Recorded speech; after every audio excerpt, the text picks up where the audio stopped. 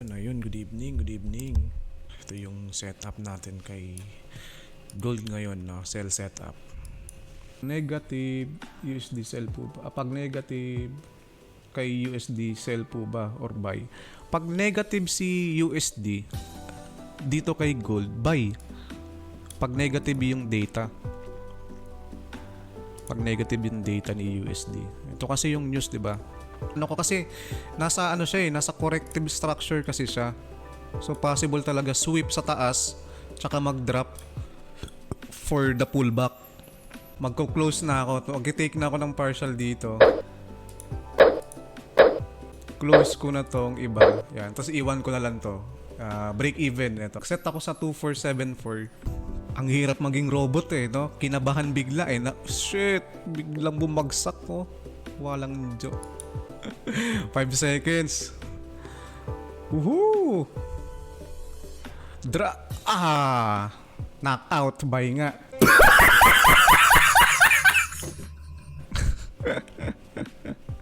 Putik yun, stop hunt, no? Shit. Positive, oh. Iyak. Iniwanan. Buisit to. Ang saklap. Tangina to. Ang saklap po, epic fail yung nangyari sa akin, no? Stop hunt sabay bagsak. Walang hiya yan, no? Na-stop out pa ako. Ito yung dalawang position ko. Ayan. So, ayan, no? Tingnan nyo yung slippage ko, guys. Dito sa position ko na to, ito, stop loss ko kasi dito kanina. Tingnan natin kung magkakaroon ng rejection, ha. Ibabay ko to. Nag-reject, okay. Sige nga, nag-reject. Tapos, ang stop loss, below lang nito, no. Ganyan. Quick trade lang, no. Pwedeng ganun, no.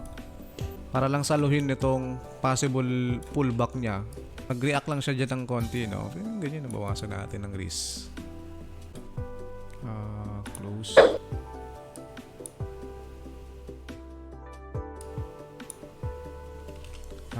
Teka, hintayin natin na.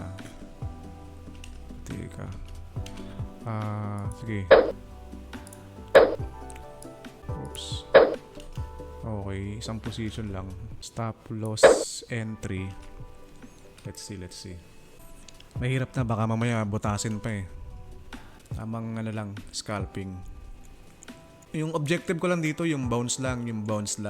Pullback lang yung objective ko rito. So I think tama na yun. Baka mabawian pa ako. Maganda kung bounce talaga rito para sa pullback, no? Tapos dito, react ulit dyan. It's either mangyari mag-react dito, magkaroon ng another push to the downside. I-break pa itong low na to. Ito, divergence din to. Pero let's see, no? Tingnan lang natin. Divergence kasi rito kay EU. Si EU naman paangat. 'Di ba? Si Euro pataas, si Gold is pababa. Okay, so may divergence, no? So ito is literal na divergence ng currency. You think, drop to dito? Tingin nyo, possible mag-drop ba to? Possible selling dito, no? Tapos tight lang, no? Sana nga may big move mangyari, Sir Aldrin, no? 10-15. Sana bumagsak na to.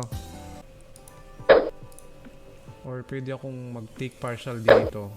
Dalawa. So, ang ginawa ko dito, yung isa, sinet ko into break even, yung isa, inas-is ko sa TP, sa stop loss dito. Inas-is ko lang siya rito. So, yung isa, nag-break even ako. Yung iba, tinake partial ko yung iba. Kinlose ko yung iba. Kumbaga yun yung partial ko. Ang pinakakilang naman dyan is yung acceptance. Kasi kung hindi nyo ma-accept na gano'n na bakit ka magkuklose dito, hindi ka na lang mag-stick sa setup mo na to. What if mag-play out yung setup mo? So magkakaroon ka pa ng loss. Hindi yun yung ano doon, hindi yun yung issue doon, no? Ang goal doon is i-manage mo yung position mo. Pinaka first goal kasi natin dito is yung i-de-risk natin yung sarili natin, na bawasan yung risk natin. Risky na nga yung mag-trade, di ba? And ayun na nga, bumabagsak na nga, oh. Bumagsak na nga, oh. Di ba? Feeling ko magkakaroon pa to ng another down move dahil sa correction na to na na-build up dito. Yan. And ito naman, oh, liquidity, itong liquidity trend line. Yan. So ayun na nga, oh, pabagsak na, oh. Sweep na tong low na to, tong liquidity na to. So sige, I think yun na lang muna, guys, no. Bukas na lang ulit. Hayaan ko na lang mag-play itong setup ko na to. Thank you sa mga tumambay rito, no. Sa solid na laging nakatambay rito. Thank you. And dun sa mga bagong tambay rito, I hope na nag-enjoy kayo rito sa stream ko. And if ever na kung sumabay mga kayo sa trade ko, I hope na pumaldo kayo, no. Thank you.